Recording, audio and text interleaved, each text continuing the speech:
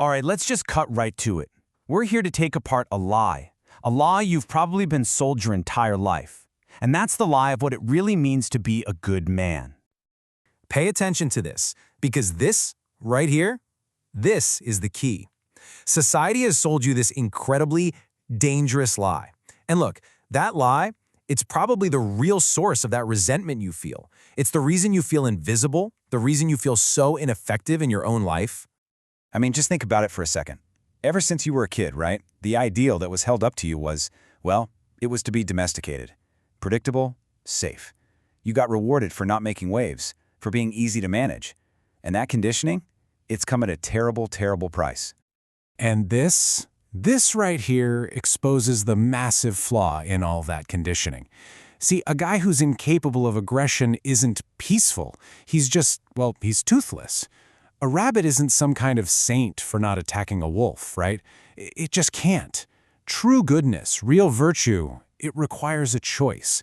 If you don't have any other option, it's not a moral decision. That's not virtue. So, okay, what happens?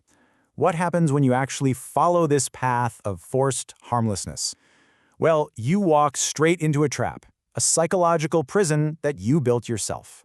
We're going to call this the nice guy paradox. And this is probably your reality, isn't it? You say yes when every part of you wants to scream no. You put everyone else's needs first. But let's be honest, it's not from some deep well of generosity. It's from a gut-level fear of conflict. You tell yourself you're being kind, but that feeling, that knot in your stomach, that tightness in your chest, that's not kindness. That's pure, unfiltered resentment. So here's the brutal, honest truth. Weakness doesn't create saints. It breeds resentment. It's a law of nature. A man who can't defend himself, who can't even ask for what he needs, he doesn't become good. He becomes bitter. He starts to despise the strength he sees in other people. He's forced to operate in the shadows, to manipulate, because he simply lacks the power to be direct.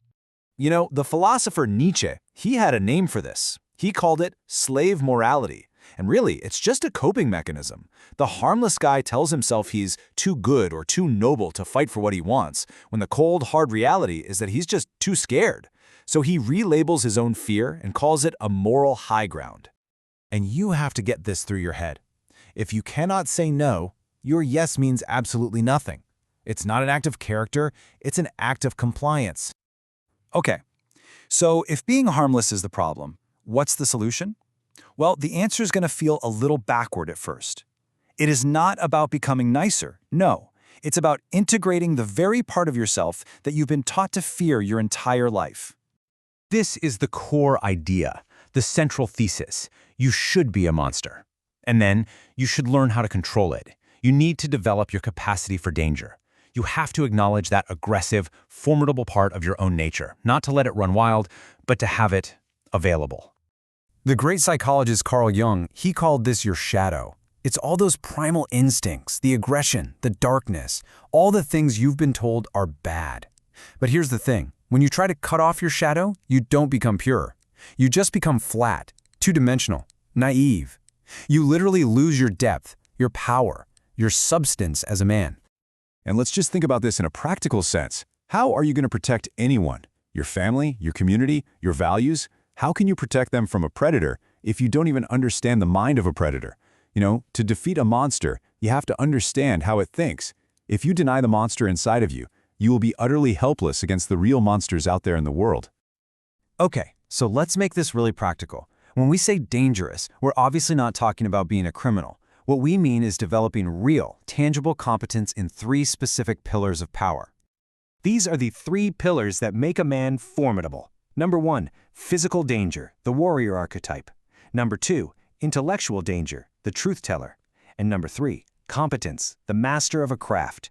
When you put these 3 together, they create a man who is truly capable in every dimension of his life.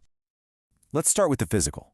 Something really profound happens in your mind when you train in a combat sport. When you know for an absolute fact that you can handle yourself in a physical fight, the need to prove it, that little insecure chip on your shoulder, it just vanishes. Your calmness doesn't come from fear anymore, from trying to avoid threats. It comes from the quiet confidence that you could meet them if you had to. Next up, intellectual danger. This is simply the courage to say what's true, even if it causes conflict. It's the ability to disagree, to state an unpopular opinion, and to value reality over someone else's comfort. The harmless man, he's constantly telling little white lies to keep the peace. The dangerous gentleman, he values truth above all else. But look, this is absolutely crucial. Capability without control is just chaos. If you're only dangerous, you're just a thug, a brute. This next part, this is what makes you a gentleman. It's the element of discipline and control. We really have to reclaim the word meek. We hear it today and we think weak, passive, but the original Greek meaning was the exact opposite. It was used to describe a powerful warhorse, an animal capable of incredible destruction that was perfectly, completely disciplined to its rider's command. So let's be clear, meekness is not weakness. It is power under perfect control. Probably the best way to think about this entire philosophy is to picture a sword. It's sharp, it's well-maintained, it's absolutely capable of decisive, lethal action. But it stays in its sheath. The power is always there, but it's consciously held back until it is absolutely necessary. And only then, only when you have that capacity, does your gentleness become a genuine choice. And because it's a choice, it finally has real meaning.